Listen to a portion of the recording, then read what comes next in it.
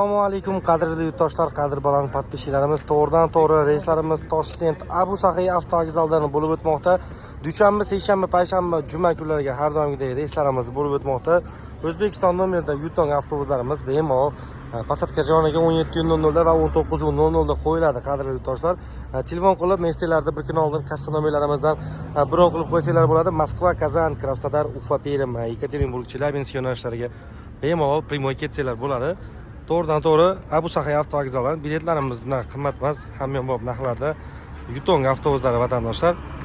Narxlarimiz hamyonbop kassa raqamlarimizni qoldirib o'tib qo'ydik. Telefon qilaverasizlar, eng arzon bilet kerak bo'lsa Yutong avtobusida bemalol ketsanglar bo'ladi. Bilgan bo'lsanglar, go'z usluga QR kod degan narsa chiqdi. U narsa hozircha aniq emas, shuning uchun bemalol messelarda bron qilishinglar mumkin.